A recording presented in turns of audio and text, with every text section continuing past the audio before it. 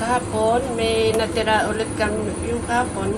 Basta yung kasama yung yung video ko kanina. Isa ito sa aming natira kahapon. Rice, hindi namin nakain dahil kami ay busog pa. So, ayan, gagawin ko. So, ang aking gagawin ngayon, dahil ayaw ko yung fried rice. Yung iba, fried, yung mga leftover na kanin. Pero sa akin, mas gusto ko yung ipainit dito sa steam. May microwave naman, kaya lang ayaw kong i-reheat sa microwave. So, mas gusto kong steam. Kasi pag fried rice, mamantikaan pa. Edi, huwag na. So, ayan. Steam ko dito para ma-refresh, kumanda ulit na parang bagong luto. Ayan. Ayan ang aking ginagawa sa mga leftover na rice. Yung pag ayaw natin ang fried rice, ganito ang gawin. Painit dito sa steam. Silang steamer, so dito ko ini-steam sa rice cooker. Dito din ang gagawin ko sa tirang ulam.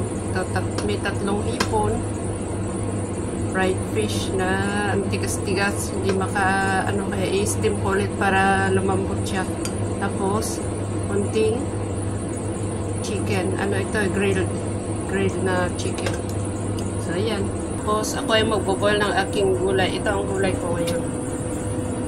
Simple-simple lang tayo para ayaw ko kasi yung masyadong complicated na pagkain. Hindi naman importante yung mga malaga yung kung anong makukuha dito lang naman. Yan, ang importante sa akin lang ha. Kasi hindi naman po tayo pare-pareho ng gusto. Minsan gusto natin masatisfy lang yung ating mga panlasa kahit hindi masyadong healthy. Minsan gusto din naman natin yung simple lang, ganyan, diba? So ayan, boil ko lang ito ng konting mantika. Ayan, konting tubig lang yun, tapos lagyan ko ng konting mantika. Pwede mang igisa ng konting mantika, pero mas okay na sa akin yung ganyan. Ayaw ko yung mamantikang pagkain.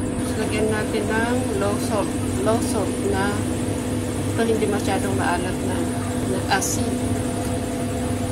So, ayan, ilagay natin yung ating gulay. Sarap din naman lagyan ng igisa ng konting bawang, mga pabango na yun. Pero, okay na sa akin yung ganito. Pan natin para mabilis maluto. Ayan, naluto na yung ating gulay. Alam nyo, kasi siguro napapansin nyo, bakit mga luto ko, may nakapansin nga, sabi nila, ibang-iba pa yung luto nyo. Sabi ko, oo, ibang-iba talaga. Kasi, meron akong sinusunod sa aking,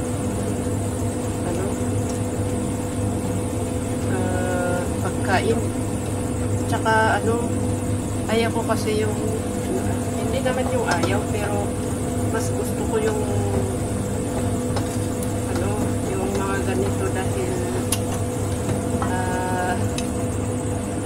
kasi ako yung tao na madaling mag-gain weight. Pag hindi ko babantayan yung aking pagkain, hindi ko iniingatan, bilis kong mag-gain weight, ayaw ko yun dahil siyempre pag magtrabaho tayo, mabigat, diba? Mabigat ang katawan sa at saka hindi naman yung advice ng doktor na avoid to oily food, mga ganun. So, ibinabalanse ko yung oil sa aking katawan. Kaya, pag nakita nyo, hindi ko kainin yung buong avocado sa isang araw, ganun. So, ayan. So, ayan, ang ating gulay. Di ba, ang ganda?